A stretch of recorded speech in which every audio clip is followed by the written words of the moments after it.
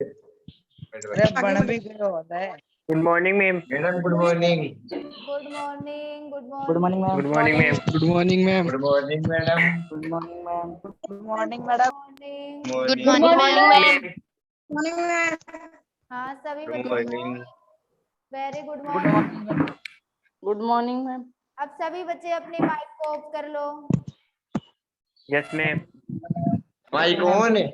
Of. Madam off क्यों करवाते हो आप माइक? मैडम आप माइक ऑफ क्यों करवाते हो? शैतान बच्चों की वजह से। बोलते हो ना बीच हाँ, बीच मैडम। में। मैम हम तो नहीं बोल। हाँ अब क्लास बिल्कुल शांत, नहीं तो कल की तरह म्यूट ऑल कर दूंगी मैं वापस। ये और बच्चे काय ठीक है। मैम। हाँ जब बोला जाए यस मैम। तभी बताओगे। चलो कल तक आपके पास नोट्स पहुंच गए थे ना? Yes ma'am. कर लिए क्या सभी ने? Yes ma'am. Yes ma'am. हाँ चलो ठीक है। अब मैडम देखो मैं नहीं किया। है मैं नहीं किया नोट्स। क्यों? मैडम मैंने भी नहीं किया। मैं कल था ही नहीं यहाँ पे। कहाँ चला गया था तू? गाँव। गाँव। आज कर हाँ। लेना ठीक है। Yes ma'am. अभिषेक तू कल हाँ, क्लास नहीं लिया? मैं नहीं लिया। No ma'am. हाँ तभी मैं अभिषेक चौधरी चौधरी बोल रही थी कि आंसर बता बता, तो बताया ही नहीं। मैं था ही नहीं कल क्लास में। हाँ तो तू मेरे को बताया कर कि मैम मैं कल क्लास नहीं लूंगा, ताकि मैं तेरा नाम नहीं बोलूं। Yes ma'am. चलो ठीक है। अब सभी बच्चे बिल्कुल चुप क्लास में। अब अपन क्लास स्टार्ट करने जा रहे हैं। कल आपका बोर्ड की कक्षा में इलेक्ट्रॉन के वेग का परिकलन और उसकी स्थितियां कंप्लीट हो गई थी। आज देखो बच्चों अपन बोर्ड की कक्षाओं की गणना में जा रहे हैं। अरे कौन है ये? परमाणु। अभी रुको, किसका माइक देख लो।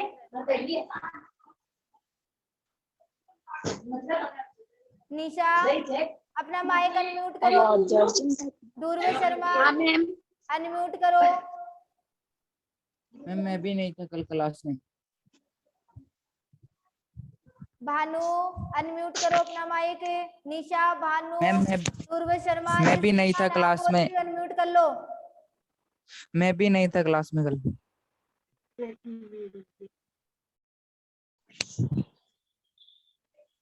Durve Sharma yes ma'am. Unmute करो बेटा माइक को। मैडम एक बार बोल दी माइक बंद कर लो, फिर भी नहीं कर रही। मनीष शर्मा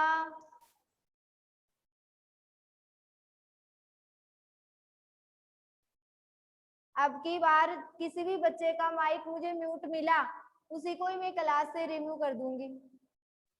मैं चेक कर रही हूँ अभी। मैम। हाँ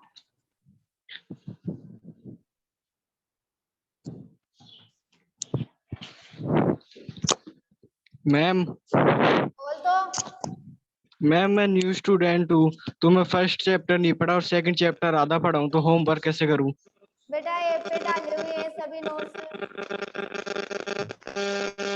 नहीं मैम नहीं आते। ऐप में सभी नोट्स मिल जाएंगे तुझे, फर्स्ट के भी और सेकंड आधे चैप्टर के।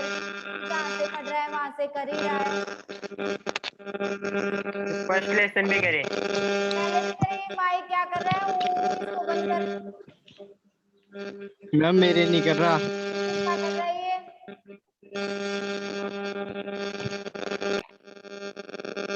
अरे कौन है ये नालायक बच्चा ऐसा?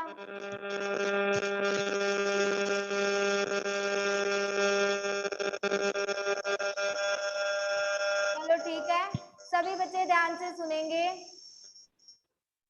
मैं म्यूट ऑल कर रही हूँ और सभी बच्चे जो भी प्रॉब्लम पूछना चाहिए वो स्क्रीन पे पूछेंगे, ठीक है ना? मैम हाँ। कल क्लास नहीं मेरे को ली। ये पूछना था पहले पार्ट में। है? मैं पहले पार्ट में ये पूछना था कि मैम ये वैज्ञानिक संकेतन के आगे कैसे करूं मैम नोट्स में? क्या बोल रहा है? सुनाई नहीं दे रहा। वैज्ञानिक संकेतन के आगे नोट्स कैसे करूं मैं? और फर्स्ट लेसन वाले? हाँ मैम। अरे फर्स्ट लेसन का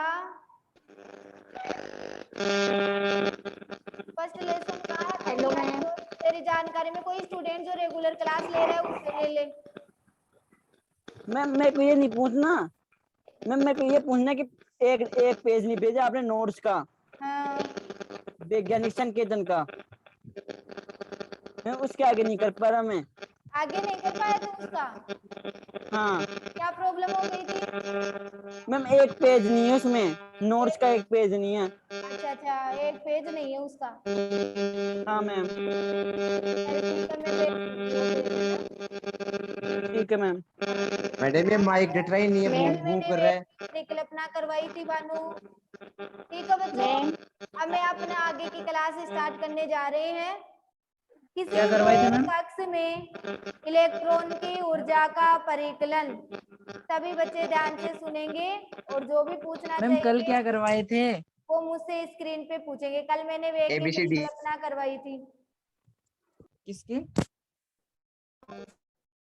ठीक है बच्चों, चलो अब अपन बोर की कक्षाओं की गणना में तीसरी गणना करने जा रहे हैं।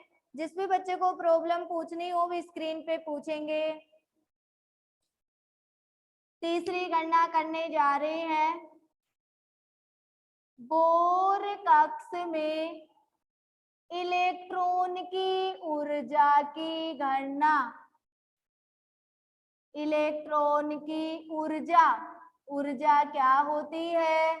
ई। ऊर्जा को किससे दर्शाते हैं? ई से। तो बोर कक्ष में इलेक्ट्रॉन की ऊर्जा का परिकलन आपने दो परिकलन कर लिया है। एक तो त्रिज्या का कर लिया और एक वेग का कर लिया। आज किसका करने जा रहे हो? ऊर्जा का करने जा रहे हो। तो देखो बच्चों, ऊर्जा का परिकलन अपन पढ़ने जा रहे हैं। बोर कक्ष में इलेक्ट्रॉन की ऊर्जा सभी बच्चे जानते हैं, कुल ऊर्जा बराबर होती है गतिज ऊर्जा प्लस स्थितिज ऊर्जा। गतिज ऊर्जा प्लस क्या होती है? स्थितिज ऊर्जा। कुल ऊर्जा बराबर बच्चों गतिज ऊर्जा प्लस क्या होती है? स्थितिज ऊर्जा। कुल ऊर्जा को किसे दर्शाते हैं? ई से। कुल ऊर्जा को किसे दर्शाओगे? ई से। गतिज ऊर्जा को काइनेटिक एनर्जी, काइनेटिक एनर्जी मतलब क्या होता है? गतिज ऊर्जा प्लस स्थितिज ऊर्जा पॉइंटिकल एनर्जी। पॉइंटिकल एनर्जी मतलब क्या होती है? स्थितिज ऊर्जा। ई बराबर गतिज ऊर्जा बराबर होता है 1/2 mv² प्लस स्थितिज ऊर्जा। बच्चों स्थितिज ऊर्जा हमेशा ऋणावेशित होती है, तो स्थितिज ऊर्जा का मान होता है -ZE² ये क्या होती है? स्थितिज ऊर्जा। अब देखो बच्चों, E बराबर 1/2 mv² प्लस और माइनस माइनस ZE²/R। ये आपके पास ऊर्जा का आ गया। इसको समीकरण नंबर क्या दे दोगे? 1। नील्स बोर की पहली अवधारणा के अनुसार, नील्स बोर की पहली अवधारणा के अनुसार, पहली अवधारणा के अनुसार, तो नील्स बोर की पहली अवधारणा क्या है? mv² बराबर ZE² अपॉन R। समीकरण नंबर कौन सा दे दोगे? 2। अब सभी बच्चे समझ गए होंगे कि मैम ने नील्स बोर की पहली अवधारणा क्यों लगाई है। समीकरण 1 में mv² का मान रखने पर, तो यहाँ पे देखो समीकरण 1 में mv² का मान रखने पर, mv² का मान रखोगे, समीकरण 1 आपके पास है E बराबर 1/2। mv² की जगह में क्या रख दूं? ZE² upon R minus ZE² upon R। अब बच्चों देखो, ये तो आधी है और ये पूरी है, पूरी में से आधी गई तो क्या बच गया? आधा। तो E बराबर माइनस 1/2 ZE² अपॉन R, क्योंकि 1 है ना, तो क्या लग गया? Minus 1/2 ZE² upon R। अब देखो बच्चों, ये समीकरण नंबर क्या हो गया? 3। सभी बच्चे अपनी अपनी नोटबुक लेके बैठे हैं। कुछ बच्चे पढ़ रहे हैं, उनको याद भी है, और कुछ नहीं पढ़ रहे हैं, वो अपनी नोटबुक में देख सकते हैं। मैंने आपको बोर की कक्षाओं की गणना में पहले गणना करवाई थी, किसी बोर कक्ष में बोर त्रिज्या का परिकलन। तो बच्चों वहां पे आपके पास R बराबर आया था n² अपॉन 4π² mze²। बोलो आया था कि नहीं आया था? स्क्रीन पे फटाफट आंसर दो। R बराबर ये आया था कि नहीं आया था? n², थोड़ा फोक्स पड़ रहा है, मैं बोल रही हूँ, तुम सुन तो रहे हो ना? R बराबर n² बटा 4π² mze²। नील्स बोर की त्रिज्या के परिकलन में ये सूत्र आया था कि नहीं आया था? सब कह रहे हैं यस मैम। नोटबुक में देख के बताया, फिर मन से बता रहे हो? आया था, चलो ठीक है, मन से। अरविंद कुमावत, बहुत अच्छी बात है। चलो अब इस R का मान मैं समीकरण नंबर 3 में रख देती हूँ। तो समीकरण 3 में R का मान रखने पर, समीकरण 3 में R का क्या रखोगे? मान रखोगे। R का मान रखने पर, तो बच्चों समीकरण 3 आपके पास क्या है? E बराबर minus 1/2 ZE² upon R। R की जगह में क्या लिख देती हूँ? n² h² अपॉन है तो मैं ऊपर ले जाती हूँ 4π² mze²। ये आपके पास सूत्र बन गया। बोलो 2 दूनी 4, इसको सेट कर लेते हैं। E बराबर 2π² z² me4।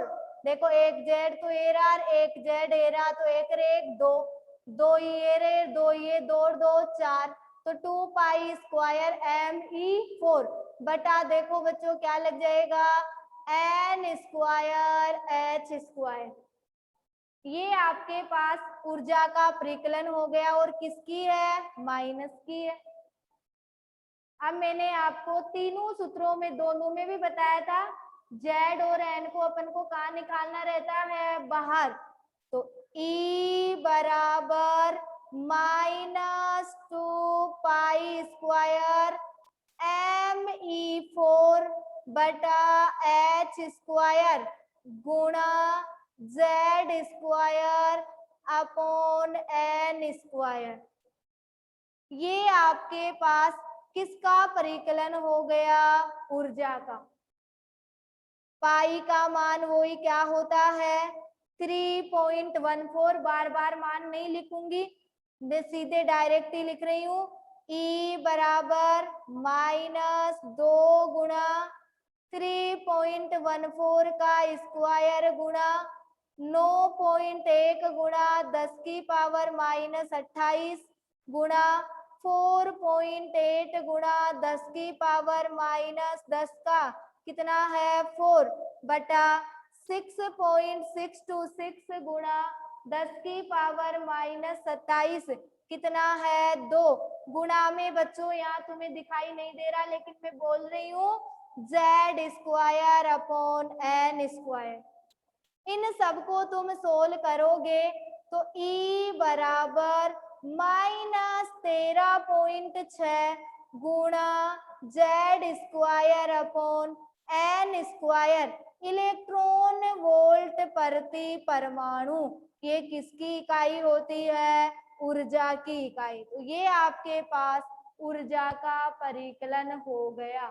तो बोर कक्ष में इलेक्ट्रॉन की ऊर्जा का परिकलन कुल ऊर्जा बराबर गतिज ऊर्जा प्लस स्थितिज ऊर्जा। कुल ऊर्जा को E से दर्शाया जाता है, गतिज ऊर्जा को KE यानी काइनेटिक एनर्जी, स्थितिज ऊर्जा को PE यानी पोटेंशियल एनर्जी। E बराबर 1/2 mv स्क्वायर। गतिज ऊर्जा क्या होती है? 1/2 mv स्क्वायर प्लस स्थितिज ऊर्जा -Z स्क्वायर अपॉन R। तो E बराबर 1/2 mv square -Z square upon R। समीकरण नंबर 1। नील्स बोर की पहली अवधारणा के अनुसार, पहली अवधारणा है mv स्क्वायर बराबर ZE स्क्वायर अपॉन R। समीकरण नंबर 2। समीकरण 1 में mv स्क्वायर का मान रखने पर E बराबर, समीकरण 1 आपके पास ये है, 1/2 mv स्क्वायर की जगह मैंने क्या लिख दिया? ZE square upon R minus ZE square upon R आपके पास है। E बराबर, ये तो आधी है और ये पूरी है, पूरी माइनस की बड़ी है, पूरी में से आधी गई तो क्या बच गई? आधी। माइनस का 1 बड़ा है तो -1/2 ZE स्क्वायर अपॉन R। समीकरण नंबर 3। बोर की कक्षा की त्रिज्या की गणना के अनुसार R बराबर N square H square upon 4 pi square MZE square. समीकरण 3 में R का मान रखने पर समीकरण 3 है -1/2 ZE स्क्वायर अपॉन R। तो -1/2 ZE स्क्वायर, R की जगह N square H square, upon में है तो ऊपर चला गया, 4 pi square MZE square. E बराबर 2 दूनी 4, 2 पाई स्क्वायर, यहाँ पे देखो ये 2 पाई स्क्वायर सेट कर दिया, 2 Z है तो Z स्क्वायर, 1 M है तो 1 M लिख दिया, 2 और 2 E कितने हो गए? 4 बटा N square H square. E बराबर -2 pi square ME4 upon H square. Z square और N स्क्वायर को कहाँ ले लिए? बाहर ले लिए। बोर की कक्षाओं की गणना से, क्या नील्स बोर की अवधारणा से मैं ये मान बताते चल रही हूँ तुम्हें। इन सब का मान रखोगे तो आपके पास सॉल्यूशन आएगा। E बराबर -13.6 गुणा Z²/n²। इलेक्ट्रॉन वोल्ट प्रति परमाणु। ऊर्जा की इकाई क्या होती है? इलेक्ट्रॉन वोल्ट प्रति परमाणु। ये आपके पास किसका परिकलन हो गया? ऊर्जा का। सभी बच्चों को क्लियर?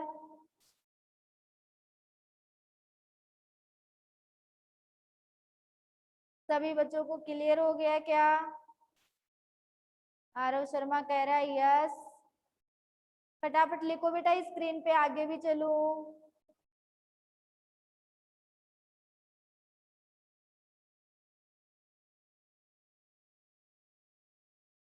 सब कह रहे हैं यस मैम। चलो फिर आगे में चलो बेटा, अब अपन स्थितियां पढ़ने जा रहे हैं। किसी बच्चे को कोई प्रॉब्लम आई क्या? मैम लिख भी लिया, अच्छी बात है अरविंद, बहुत अच्छी बात है ये तो। चलो अब अपन आगे चल रहे हैं। स्थिति फर्स्ट, ऊर्जा की स्थिति फर्स्ट कर रहे हैं।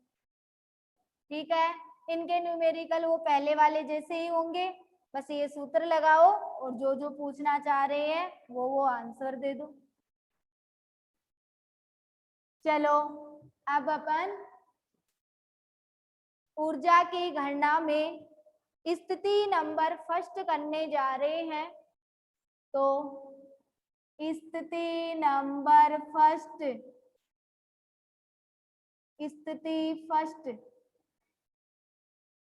स्थिति फर्स्ट में देखो, जब Z का मान तो स्थिर हो, Z स्थिर हो तथा n भिन्न भिन्न हो, n भिन्न भिन्न हो, तब देखो ऊर्जा की क्या पोजीशन आती है, ऊर्जा बढ़ती है या घटती है। तो देखो आपके पास ऊर्जा का सूत्र आया है E बराबर -13.6 गुणा Z²/n²। इलेक्ट्रॉन वोल्ट प्रति परमाणु, ये आपके पास ऊर्जा का सूत्र आया है। ठीक है, अब इनसे अपन स्थितियां बनाते हुए चलेंगे। Z को तो स्थिर रखा गया है और N को भिन्न भिन्न किया गया है। ठीक है, हाँ सानिया कह रही है E समानुपाती 1/n, सही है सानिया। अब देखो E1 बराबर -13.6 गुणा Z स्थिर है तो Z², n1²। इलेक्ट्रॉन वोल्ट प्रति परमाणु, इसको समीकरण नंबर क्या दे दोगे? 1। E2 बराबर -13.6 गुणा Z²/n²। इलेक्ट्रॉन वोल्ट प्रति परमाणु, इसको समीकरण नंबर कौन सा दे दोगे? 2। समीकरण 1 व समीकरण 2 से बोलो E1/E2 बराबर -13.6 गुणा Z²/n1² गुणा E2 का मान क्या आ गया आपके पास? -13.6 गुणा Z² गुणा n2²। बोलो -13.6 से -13.6, Z² से Z², तो E1/E2 बराबर n2²/n1²। देखो बच्चों 1 के बराबर 2 है और 2 के बराबर 1 है। मैंने आपको फर्स्ट दिन ही एक चीज समझाई थी, अगर 1 के बराबर 1 तो समानुपाती और 1 के बराबर 2 तो व्युत्क्रमानुपाती। तो क्या हो जाएगा, ई समानुपाती 1/n, यानी ई और n व्युत्क्रमानुपाती हो गए। तो n का मान बढ़ने पर ऊर्जा का मान क्या होता है, घटता है। n बढ़ेगा तो ऊर्जा क्या होगी, घटेगी। अब देखो स्थिति नंबर 2 करने जा रहे हैं अपन, तो मैं यहाँ पे लिख रही हूँ स्थिति नंबर 2। जब n स्थिर हो, n तो क्या हो, स्थिर हो, और z भिन्न भिन्न हो। n तो स्थिर हो और z क्या हो, भिन्न भिन्न हो। तब देखो बच्चों, E1 बराबर -13.6 गुणा Z1 का स्क्वायर अपॉन n स्क्वायर। ठीक है, यहाँ पे देखो n का मान आपने भिन्न भिन्न किया था और z को स्थिर किया था, तो z तो ऐसा कैसा था, n में 1 2 लग गया था। हाँ सही है सानिया। n स्क्वायर E2, यहाँ पे भी E समानुपाती 1/n स्क्वायर लगेगा क्योंकि n स्क्वायर में है तब। E2 बराबर माइनस, इसको समीकरण नंबर 1 दे दो, आगे इकाई आएगी इलेक्ट्रॉन वोल्ट प्रति परमाणु। अब देखो E2 बराबर -13.6 गुणा Z2 स्क्वायर और n स्क्वायर, समीकरण नंबर 2। समीकरण 1 व समीकरण 2 से E1 अपॉन E2, बच्चों बोलो, -13.6 Z1 square upon n square.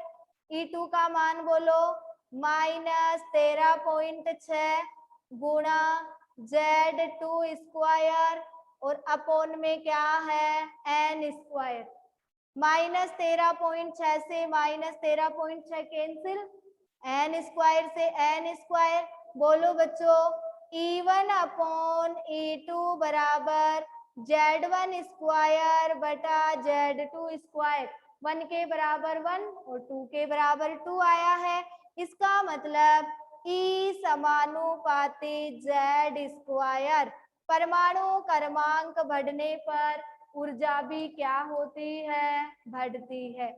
ये क्या हो गई, स्थितियां फर्स्ट और स्थिति सेकंड। एक में n का मान बढ़ने पर ऊर्जा घट रही है, दूसरे में परमाणु क्रमांक बढ़ने पर ऊर्जा क्या हो रही है, बढ़ रही है। सभी बच्चों को स्थितियां क्लियर हो गई क्या? फटाफट जवाब दो, एक टॉपिक और पढ़ाऊं। सभी बच्चों को स्थिति नंबर फर्स्ट और सेकंड क्लियर है? क्लियर है।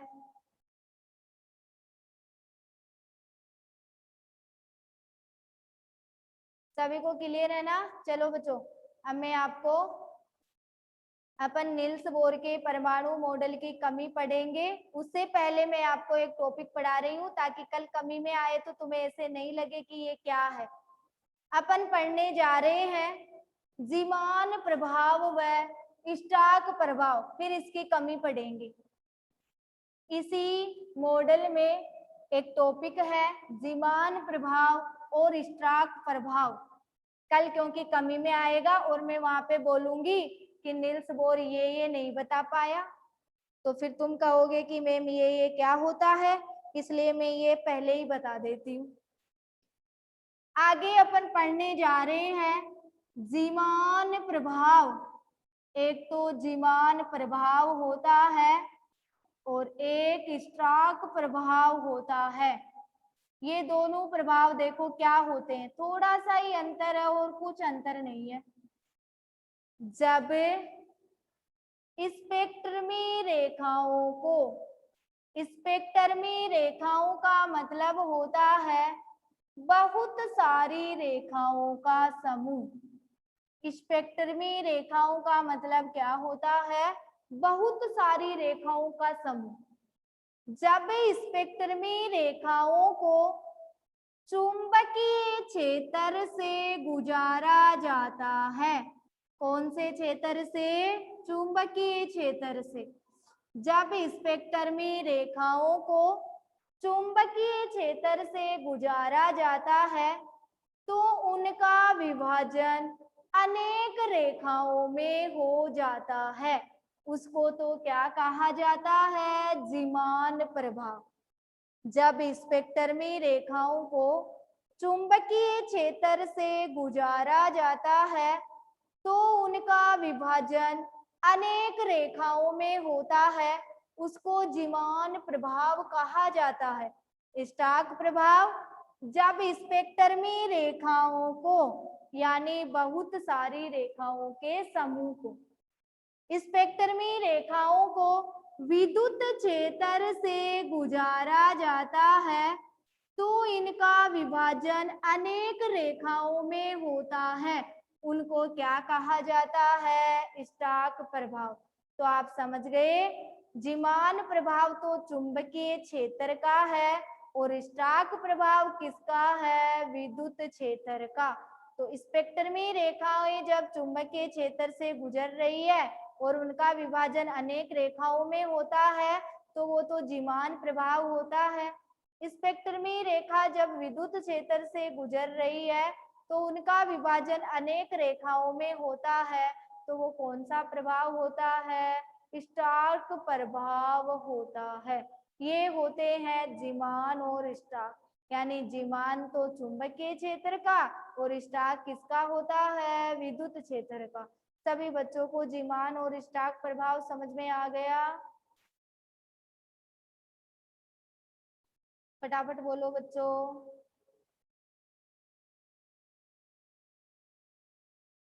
जीमान प्रभाव और स्टॉक प्रभाव। निकिता करे yes, Divya Meena yes ma'am. चलो बच्चों, कल अपन पढ़ेंगे नील्स बोर के परमाणु मॉडल की सीमाएं। ठीक है, कल अपन नील्स बोर के परमाणु मॉडल की सीमा पढ़ेंगे। उसमें ये जीमान और स्टॉक आएगा, इसलिए मैंने छोटा सा टॉपिक बीच में करवा दिया है। अपनी क्लास एंडिंग होने जा रही है। सभी बच्चों को मेरी तरफ से बाय। कल नेक्स्ट क्लास में मिलेंगे। Good afternoon Tinku. Bye Nikita.